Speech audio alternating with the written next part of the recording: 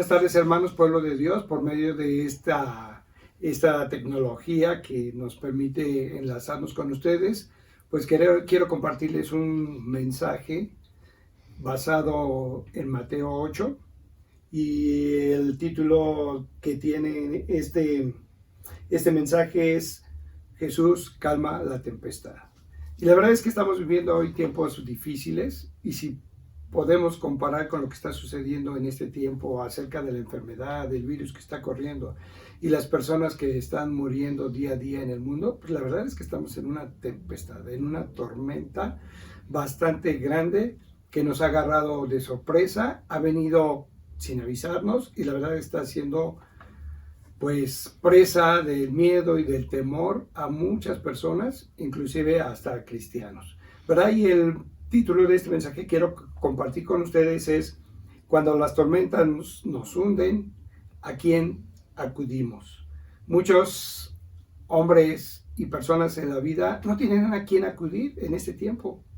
Están encerrados, están paralizados por el temor, por el miedo, por la angustia. ¿Qué va a pasar?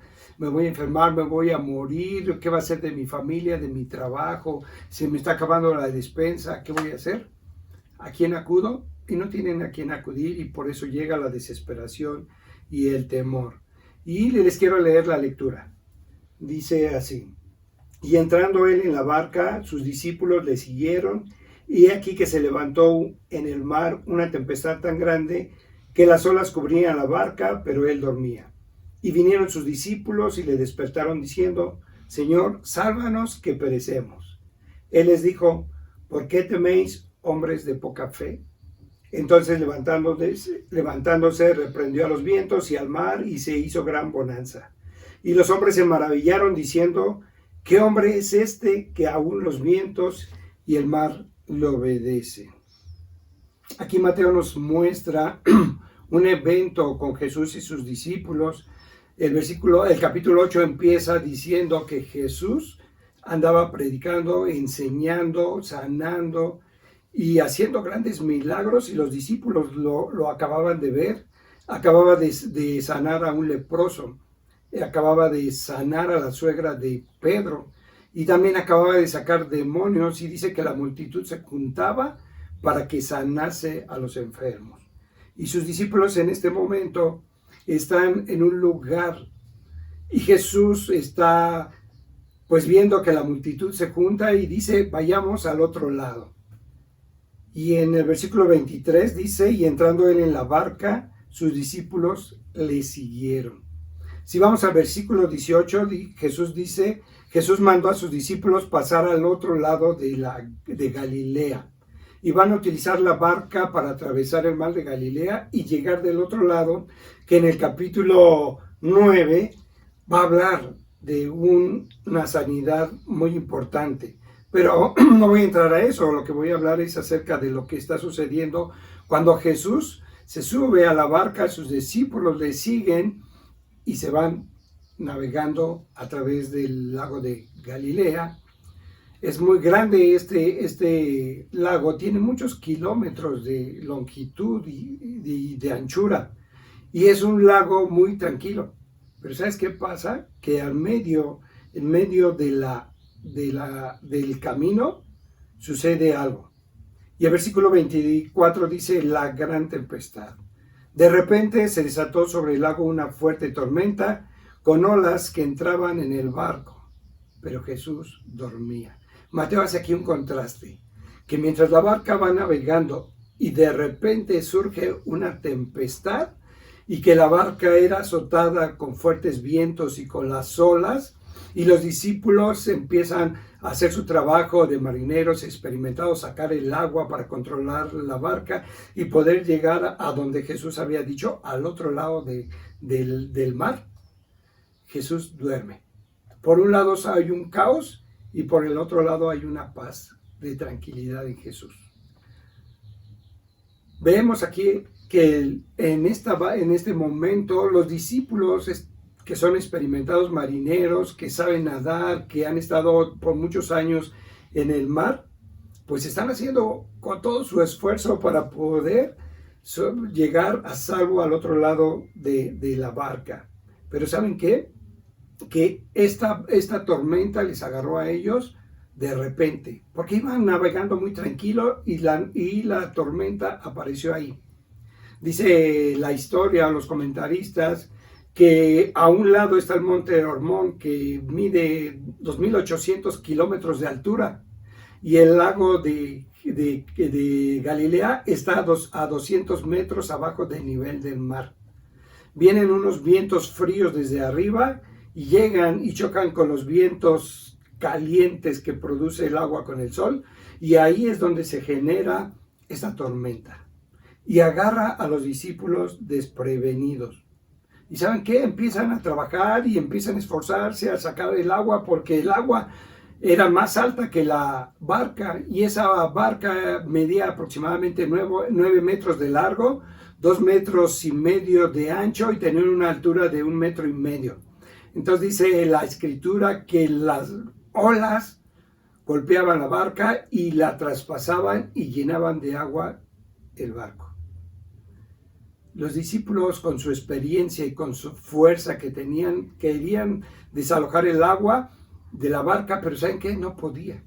No podían, porque estaban luchando con sus propias fuerzas contra otra fuerza más fuerte y más poderosa que ellos.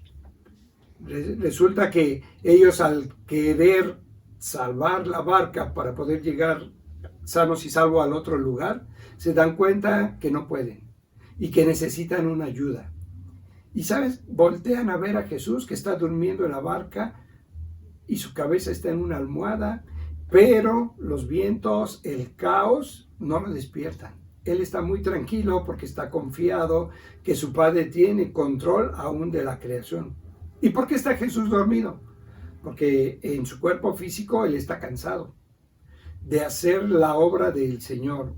Ha sanado enfermos, ha predicado el Evangelio, ha guiado a las multitudes y ha estado enseñando a sus discípulos a confiar en Dios. Y después de ver sus discípulos todas estas grandes señales que él hizo, tienen una pequeña fe en Jesús. Por eso voltean su mirada a ver a Jesús y van a él y le despiertan. Le despiertan y le dicen: Señor, sálvanos porque perecemos. El versículo 25 así dice: y vinieron sus discípulos y le despertaron diciendo: Señor, sálvanos que perecemos. Era el único que podía salvarles en ese momento.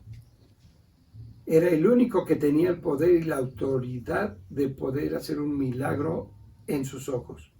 Y Jesús se despierta y antes de poner la calma, les hace un reproche y les dice: ¿por qué se aterrorizan?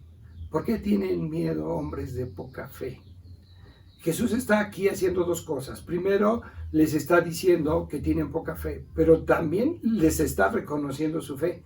Y ellos tienen una pequeña fe, una débil fe mezclada con un gran temor y con un gran miedo. Pero aún así, paralizados de miedo y de terror, van a Jesús.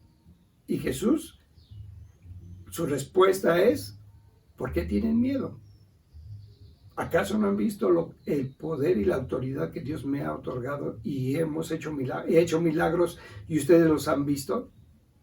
Pues ahora Jesús agarra y empieza a decirle a los vientos y al mar que se calmen. ¿Sí? Y ellos dicen: reprendió a los vientos y al mar y se hizo gran bonanza. Aquí vemos a Jesús haciendo y poniendo orden en su naturaleza, en su creación. Aquel que es el creador del mundo, aquel que hizo la creación, ahora está poniendo orden en su creación. El mar, el viento le obedece inmediatamente y el mar también le obedece. Instantáneamente llega la calma. Dice el versículo: reprendió a los vientos y al mar y se hizo gran bonanza. Jesús reprendió y venció el poder de algo con el poder de su palabra.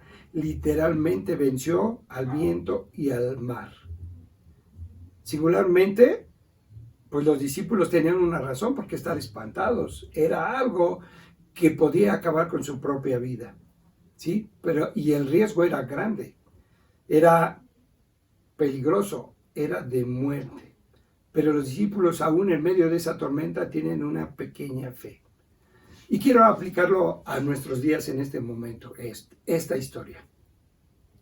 Pues nosotros en nuestra vida, en nuestro caminar día a día, pues vamos con calma. Y probablemente en nuestra vida espiritual tenemos una paz. ¿Sí? Tal vez estamos distraídos, tal vez estamos confiando en Dios. Pero llega la tormenta ahorita de este virus, de esta enfermedad a nuestra vida y la verdad está siendo un caos tremendo en el mundo que nos alcanza a nosotros. Y entonces el miedo, el terror nos empieza a paralizar porque pensamos que vamos a morir, porque pensamos que tenemos riesgos de perder la vida y que con nuestros propios esfuerzos no podemos salvarnos. Aunque seamos experimentados, aunque tengamos fuerza, aunque tengamos dinero, aunque tengamos muchas herramientas a nuestro alrededor, nos damos cuenta que no podemos con esta fuerza tan grande aún de la naturaleza y es un pequeño virus. Pero ¿sabes qué? Si miramos a nuestro alrededor o si miramos a nuestro lado, como dice Hebreos 2:2, puestos nosotros los ojos en el autor y en el consumador de la fe, Cristo Jesús. Podemos mirar a Jesús y reconocer que Él tiene un poder mayor que la naturaleza, que la enfermedad y que la destrucción. ¿Y sabes qué? Podemos decirle en este momento, Señor, sálvanos porque perecemos. Con esa pequeña fe débil, pero mezclada de miedo, igual que los discípulos en ese momento. Y seguramente el Señor, con toda la calma y la seguridad y la paz que tiene de su Padre, va a calmar la tormenta. ¿Sí? Y tal vez la tormenta no se calme, pero ¿sabes qué? Va a traer paz en nuestro corazón. Y tal vez nos haga un reclamo, como a los discípulos. Hombres de poca fe. Nos falta fe. Hemos visto los milagros que Dios ha hecho en nuestra vida. Hemos visto grandes maravillas, cómo Él nos ha salvado primeramente de la perdición. Estábamos condenados a ir al pecado y la autoridad y el poder de Jesús nos ha salvado. Y ahora necesitamos que nos salve y restaure la paz en nuestra vida espiritual. Yo te quiero decir y te quiero exhortar a que no veas las circunstancias, no veas todo lo que está pasando alrededor y que tu ánimo caiga y tu fe se apague. Es el momento de clamar a Dios, es el momento de decirle, ¿sabes qué, Señor? Perecemos. Y recuerdo ahora al Salmo 23:4, en donde dice, aunque ande en sombras de valle de muerte, no temeré mal alguno, porque tu vara y tu cayado me infundirán aliento. Estamos rodeados de tinieblas en este mundo, estamos rodeados de muerte, de peligro, pero si Dios está conmigo, no tendré miedo, no tendré temor. El salmista lo sabía perfectamente bien, David lo sabía, y por eso lo declaraba. También en Salmo 27:1 dice, Jehová es mi luz y mi salvación, no temeré lo que pueda hacer el hombre. Jehová es mi luz y mi salvación. ¿Por qué he de aterrorizarme? Y tal vez tu corazón, tu mente, hasta tu propio cuerpo está aterrorizado y temblando de miedo. Pero tenemos una luz.